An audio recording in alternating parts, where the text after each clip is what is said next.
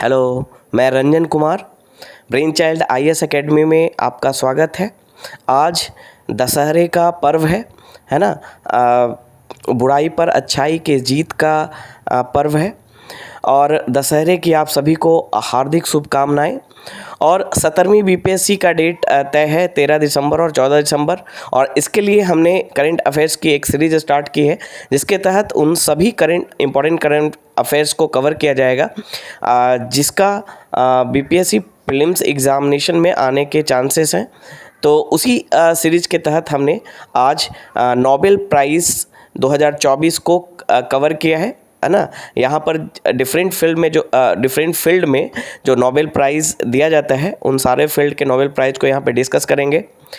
बस एक जो नोबेल प्राइज़ है जो 14 अक्टूबर को मिलने वाला है ना, इकोनॉमिक्स का, वो हम यहाँ पे डिस्कस नहीं कर रहे हैं, वो बाद में उसे कवर किया जाएगा।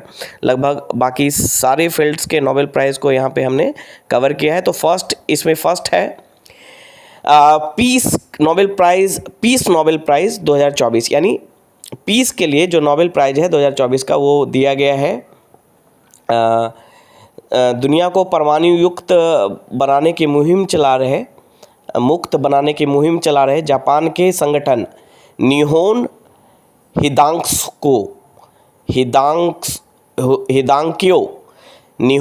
हिदांक्यो को इस वर्ष का नोबेल शांति पुरस्कार दिया गया है।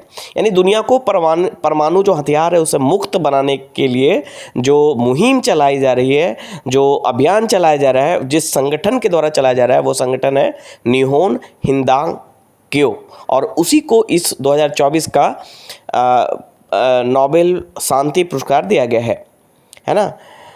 संगठन में दूसरे विश्व युद्ध में जापान के हिरोशिमा और नागासाकी पर हुए अमेरिकी परमाणु हमले में जीवित बचे लोग शामिल है। यानी इस संगठन की खासियत क्या है कि नागासाकी और हिरोशिमा पे जो परमाणु बम गिराया गया था दूसरे विश्व युद्ध के बाद 1945 में, है ना, जापान के 2 शहरों पर अमेरिका के द्वारा, उसमें कुछ लोग जो बचे थे वो इस संगठन में शामिल है।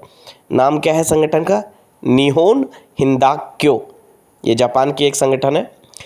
नेक्स्ट जो नोबेल प्राइज़ है वो है नेक्स्ट नोबेल प्राइज़ है रसायन विज्ञान में यानी केमिस्ट्री में जो नोबेल प्राइज़ मिला है वो 3 लोगों को मिला है।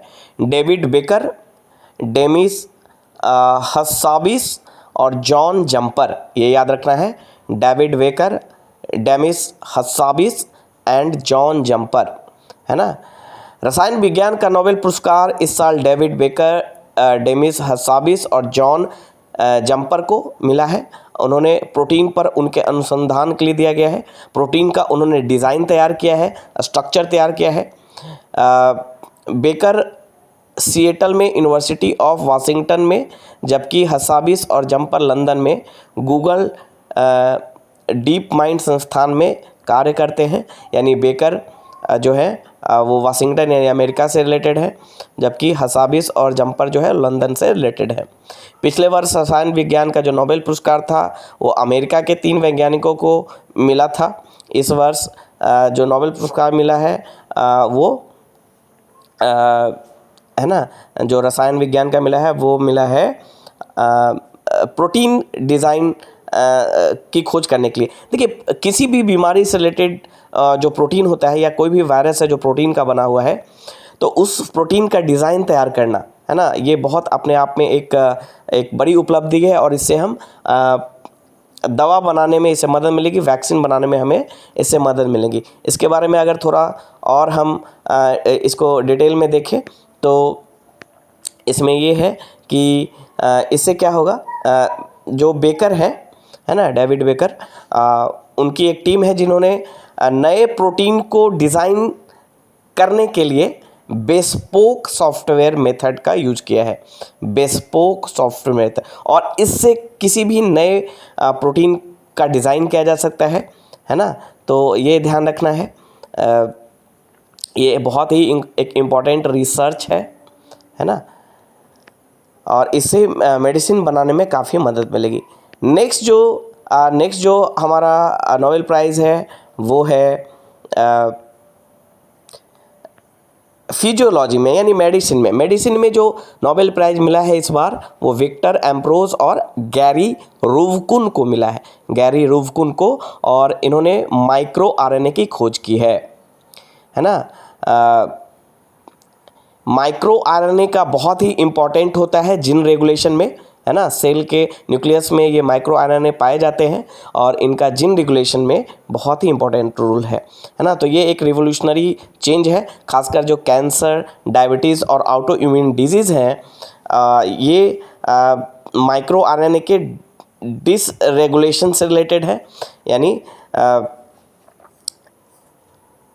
ये जो है माइक्रो जो आरएनए होते हैं उसका जो एक्सप्रेशन है उसके डिसरेगुलेशन के कारण, डिसरेगुलेटेड जो माइक्रो आरएनए एक्सप्रेशन है उसके कारण कैंसर, डायबिटीज और ऑटो इम्यून डिजीज़ होते हैं, ये उससे एसोसिएटेड है। तो माइक्रो आरएनए की खोज के कारण कैंसर, डायबिटीज और ऑटो इम्यून डिजीज़ जैसी बीमारियों का इलाज संभव हो पाएगा, तो ये ध्यान रखना है। ओके, नेक्स्ट जो है वो है फिजिक्स में। तो हॉपफील्ड एंड हिल्टन को फिजिक्स का नोबेल प्राइज़ मिला है ना। ये जो नोबेल प्राइज़ है हॉपफील्ड और हिल्टन को, ये मशीन लर्निंग में उनकी जो भूमिका है उससे रिलेटेड मिला है। मशीन लर्निंग क्या होता है? मशीन लर्निंग आर्टिफिशियल इंटेलिजेंस से रिलेटेड है, यानी जो डेटा एनालिसिस के आधार पे डिसीजन लेना, है ना। वो डिसीजन लेना, छोटे छोटे जो डिसीजन होते हैं on the basis of analysis of data, उसको कहा जाता है मशीन लर्निंग। तो मशीन लर्निंग से रिलेटेड जो फील्ड है उसमें एक बड़ी उपलब्धि हासिल करने के लिए इन्हें हॉपफील्ड और हिल्टन को ये प्राइज़ मिला है ना। John Hopfield and Geoffrey Hilton for the foundational discoveries and inventions that enable machine learning with artificial neural network, है ना। तो ये ध्यान रखना है। इसके बाद अगर हम लिटरेचर की बात करें तो 2024 का जो नोबेल प्राइज़ है, लिटरेचर का नोबेल प्राइज़, वो हैन कैंग को मिला है ना।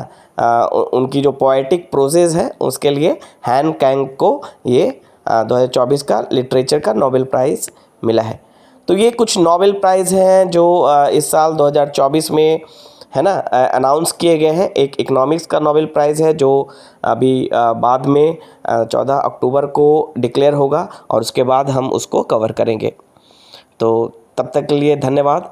और अगर आपको ये वीडियो अच्छा लगता है तो लाइक एंड सब्सक्राइब ज़रूर करें, ताकि और भी अधिक से अधिक वीडियो, अधिक से अधिक जो करंट अफेयर्स है वो आप तक पहुंच सके। Thank you.